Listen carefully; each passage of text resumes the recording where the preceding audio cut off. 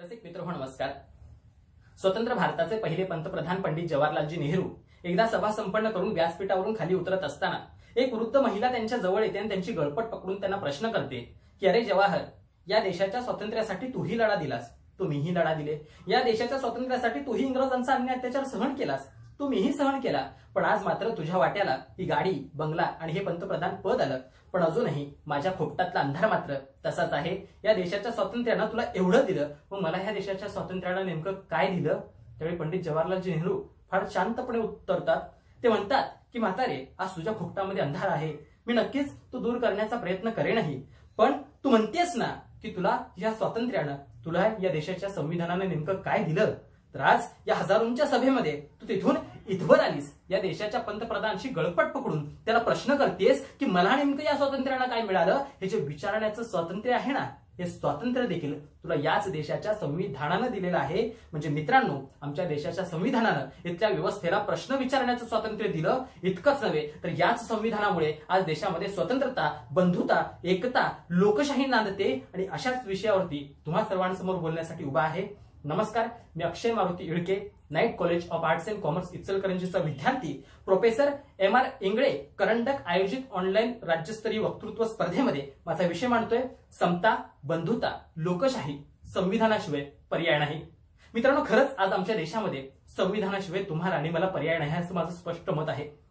अनेक जण म्हणतात की नेमकं असं संविधानामध्ये आहे तरी काय, संविधानानं आम्हाला काय दिलं? त्यांना मला फक्त इतकंच सांगायचं आहे की या देशामध्ये नागरिक म्हणून जगत असताना तुम्हाला जे नागरिकत्व मिळतं ना, ते देखील आमच्या भारतीय याच संविधानाच्या कलम 5 ते 11 मुळे मिळतं। इतकंच नव्हे तर मित्रांनो, आज आमच्या देशामध्ये कायद्यासमोर सगळ्यांना समान मानलं जातं। ती कायद्यासमोर समानता ही आमच्या भारतीय राज्यघटनेच्या कलम 14 मध्ये आहे। इतकंच नव्हे तर धर्म, जात, वंश, पंथ, जन्म, लिंग अशा कोणत्याच कारणामुळे इथं भेदभाव केला जात नाही, तो फक्त आणि फक्त कलम 15 मुळे। आणि आज आम्हाला रोजगारामध्ये समान संधी मिळते, ही देखील आमच्या भारतीय राज्यघटनेच्या कलम 16 मुळे। आणि इतकंच नव्हे तर आज मी जे भाषण करतोय, अभिव्यक्त होतोय, हे अभिव्यक्ती स्वातंत्र्य असेल किंवा देशामध्ये कुठेही संचार करू शकतो, या देशामध्ये एखादा व्यवसाय निवडू शकतो, वाणिज्य करू शकतो, इतकंच नव्हे ते संघटन स्थापन करू शकतो, कुठेही फिरू शकतो, विनाशस्त्र एकत्र येऊ शकतो, हे सगळं स्वातंत्र्य आमच्या भारतीय राज्यघटनेच्या कलम 19 आम्हाला दिलेलं आहे। आणि इतकंच नव्हे तर परदेशातून येणारा माणूस देखील या देशात जीवित राहू शकतो, हे जीविताचं स्वातंत्र्य देखील भारतीय राज्यघटनेच्या कलम 21 मध्ये आम्हाला देण्यात आलेलं आहे। आणि इतकंच नव्हे तर या देशातला प्रत्येक माणूस हा स्वतःचा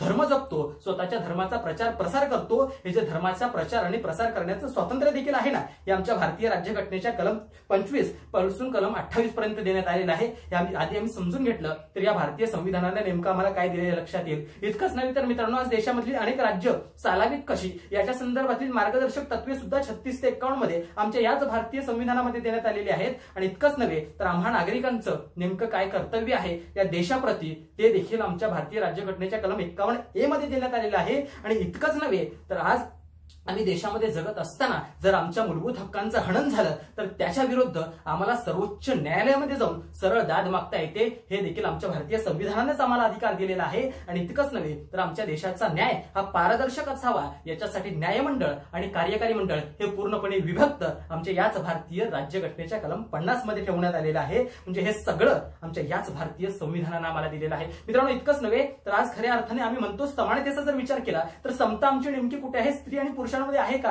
तर खऱ्या अर्थाने आज जर देशामध्ये बघितलं तर एखाद्या धर्माचा धर्मगुरू आज आमच्या देशाची स्त्री होऊ शकत नसेलही, पण आज आमच्या देशाच्या संसदीय प्रणालीमध्ये सर्वोच्च पद मानलं जाणारं राष्ट्रपती पद सुद्धा आज आमच्या देशातील प्रतिभादेवी सिंग पाटील यांनी भूषवलेलं आहे। म्हणजे इतका मोठा अधिकार आमच्या याच भारतीय संविधानानं या देशातील स्त्रियांना देखील दिलेला आहे। आणि म्हणून मित्रांनो, अनेक जण म्हणतात की देशामध्ये इतकी विविधता असताना देश टिकू शकत नव्हता। आणि असंच 1888 साली जॉन स्टेच नावाचा इंग्रज अधिकारी भारतामध्ये आला होता, तोही म्हणाला होता, म्हणजे इंग्रजांना भारत समजावून सांगण्यासाठी तो इंग्लंडहून भारतामध्ये आला होता। त्यानं संपूर्ण भारताचं भ्रमण केलं आणि त्यानं 7 व्याख्यानं दिली आणि ते एक पुस्तक लिहिलं, इंडिया बाय द स्टेज नावाचं। आणि त्या पुस्तकामध्ये तो म्हणतो की इथं भारत नावाची एक संकल्पनाच मुळात अस्तित्वात नाही, हा देश एकत्र कधी उभाच राहू शकत नाही। याचं म्हणण्याचं कारण इतकंच होतं, तो म्हणाला की जितकं साधर्म्य युरोपातील 2 राष्ट्रांमध्ये आहे तितकं साधर्म्य इथल्या पंजाब आणि बंगालमध्ये देखील नाही. मग इतकी विविधता असताना हा देश उभा राहूच शकत नाही असं त्याचं स्पष्ट मत या 1888 मध्ये होतं.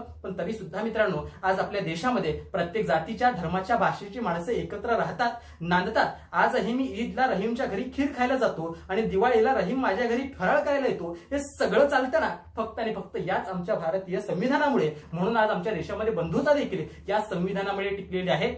ह्यांनी स्पष्टपणे समजून घेतलं पाहिजे. अनेक जण म्हणतात की आमचं संविधान चांगलं आहे, काही म्हणतात नाही. पण ज्यावेळी संविधान सभेची शेवटची बैठक होती त्यावेळी डॉक्टर बाबासाहेब आंबेडकरांनी संविधान चांगलं असावं की वाईट असावं कशावरून ठरवावं या संदर्भात फार सुंदर मत मांडलं होतं. ते म्हणाले की एखाद्या देशाचं संविधान हे कितीही सर्वोत्कृष्ट असलं पण ती राबवणारी माणसं चांगली नसतील तर ते संविधान हे बाद ठरतं. पण एखाद्या देशाचं संविधान कितीही बाद असलं आणि राबवणारी माणसं चांगली असतील तर ते संविधान हे सर्वोत्कृष्ट ठरतं. मित्रांनो, आज आमच्या देशामध्ये तेच झालंय. आज आमच्या देशाचं संविधान हे सर्वोत्कृष्ट आहेच पण राबवणारी माणसं चांगली नाहीत. हे दुर्दैवानं आम्हाला सांगावं लागतं. इतकंच नव्हे तर देशामध्ये लोकशाही टिकेल कधी या संदर्भात बोलण्यासाठी ते पुण्याला जाणार होते पण काही कारणास्तव जाऊ शकले नाहीत. म्हणून त्यांनी एक पत्र पाठवलं आणि त्या पत्रामध्ये 3 महत्वाचे मुद्दे त्यांनी नमूद केले होते. ते म्हणाले की देशामध्ये जर लोकशाही टिकवायची असेल तर सगळ्यात पहिला म्हणजे एक विरोधक असायला हवा. दुसरा त्यांचा सगळ्यात महत्वाचा मुद्दा होता की जर लोकशाही टिकवायची असेल तर लोकांनी स्वतःचं सामाजिक भान जपलं पाहिजे, लोकांनी स्वतःहून उभं राहता आलं पाहिजे. आणि तिसरा आणि सगळ्यात महत्वाचा मुद्दा त्यावेळी डॉक्टर बाबासाहेब आंबेडकरांनी मांडला होता